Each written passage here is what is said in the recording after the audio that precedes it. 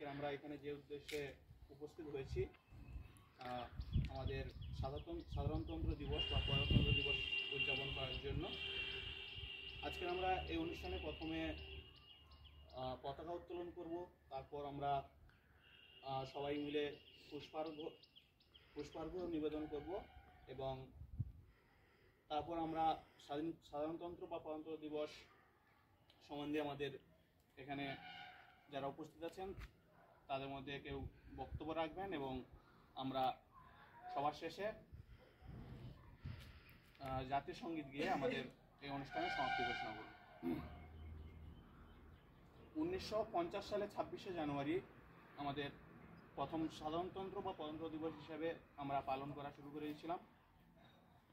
প্রায় 200 বছর ব্রিটিশ শাসনের অধীনে থাকার পর আমরা 1947 সালে 15ই আগস্ট স্বাধীনতা লাভ করেছিলাম এবং স্বাধীনতা লাভ করার পর আমাদের শাসনতন্ত্র বা আইন কানুন লেখার জন্য প্রায় 2.5 বছর মতন সময় লেগেছিল এবং এই আমাদের সংবিধান রচনার জন্য যারা সাহায্য করেছিলেন তাদের মধ্যে নেতৃত্ব দিয়েছিলেন ডক্টর বি.আর. আম্বেদকর এবং ওনাকে সাহায্য করেছিলেন ডক্টর জওহরলাল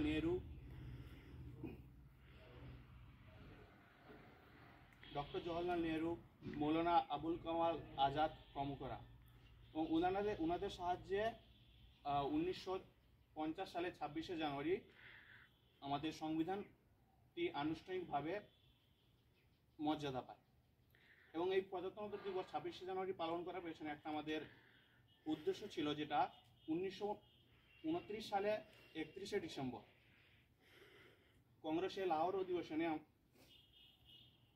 ওই দিন সিদ্ধান্ত নেওয়া হয়েছিল যে আমাদের ত্রিবর্ণ রঞ্জিত পতাকা উত্তোলন করে সিদ্ধান্ত নেওয়া হয়েছিল যে 26শে জানুয়ারি দিনটিকে আমরা স্বাধীনতা দিবস হিসেবে পালন করব। কিন্তু পরবর্তীকালে 1947 সালে 15ই আগস্ট ভারত স্বাধীনতা লাভ করে, তাই এই বিশেষ দিনটিকে বা 26শে জানুয়ারি দিনটিকে সম্মান দেওয়ার জন্য পরবর্তীকালে 1950 সালে যখন সংবিধান রচনা হয়ে যায় তখন 26শে জানুয়ারি দিনটিকে সাধারণতন্ত্র বা প্রজাতন্ত্র দিবস হিসেবে মর্যাদা দেওয়া হয়।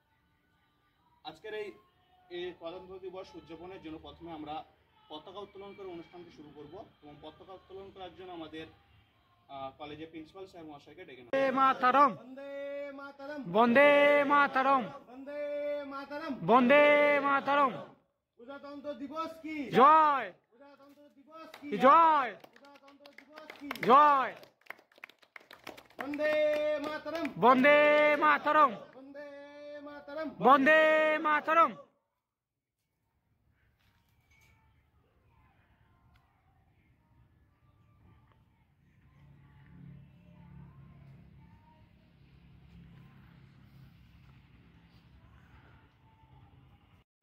সহকর্মীদের আমার সশ্রদ্ধা এবং আমার ছাত্রছাত্রী যারা রয়েছে তাদেরকে আমার পক্ষ থেকে ভালোবাসা এবং আন্তরিক শুভেচ্ছা।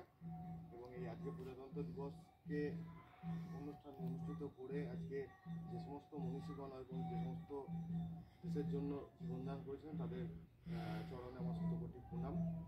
যাই হোক, আজকে এই প্রাককালে 26শে জানুয়ারি প্রাককালে আমরা এখানে সবাই উপস্থিত হয়েছি, কারণটা তো শান্তিলাল মহাশয় ডক্টর সহদেশ তোমাদেরকে প্রত্যেকেই বললেন।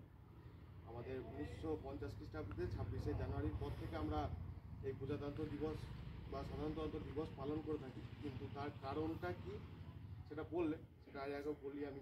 সেটা হচ্ছে যে আমাদের দেশ 1947 সালে 15ই আগস্ট স্বাধীনতা পেলেও আমাদের দেশে সেই সময় কিন্তু কোনো সংবিধান ছিল না এবং সেই সময় দেশের প্রধান হিসাবে কিন্তু শাসন করছিলেন, যদিও সেটা ব্রিটিশ ভারতেরই আমাদের 6তম জর্জ সেই সময়কার ছিল এবং আমাদের সেই সময়কার গভর্নর ছিলেন মাউন্ট ব্যাটেন।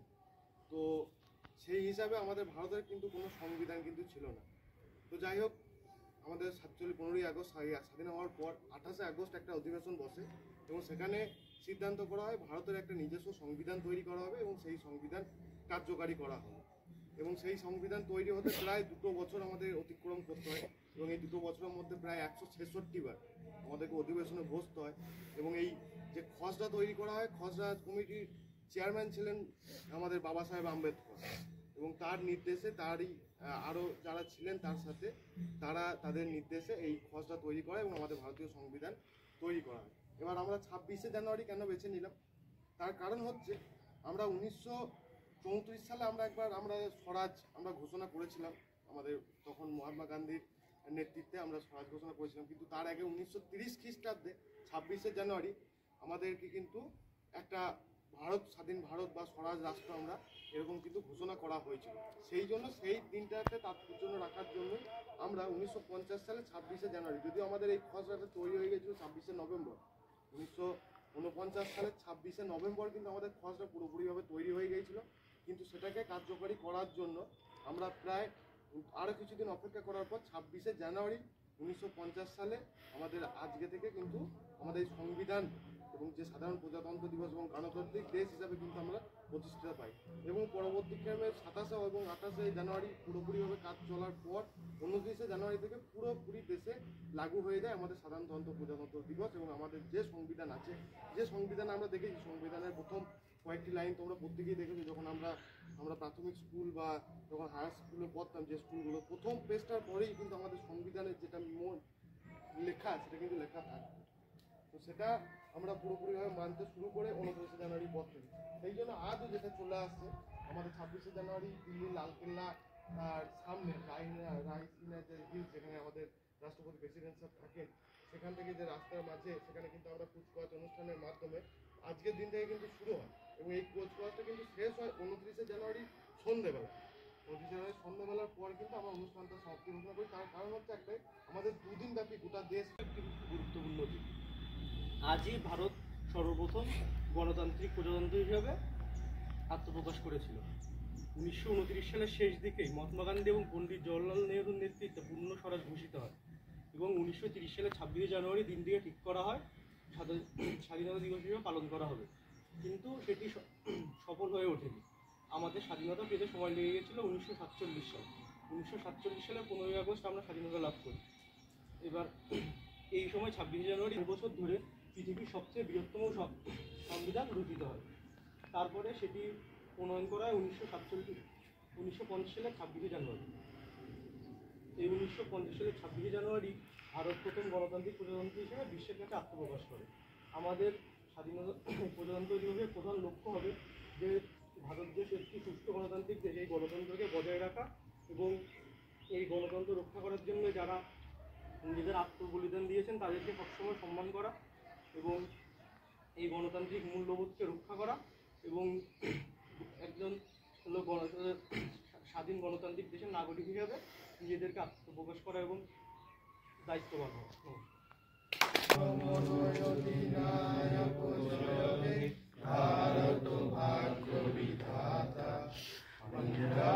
সিন্ধু গুজরাট মারাঠা দ্রাবিড় উৎকল বঙ্গ বিন্ধ্য হিমাচল যমুনা গঙ্গা উজ্জ্বল জলদিগ রঙ্গ তব শুভ নামে জাগে তব শুভ আশিস মাগে গাহে তব জয় গাথা জনগণ মঙ্গল দায়ক জয় হে भारत भाग्य विधाता जय हे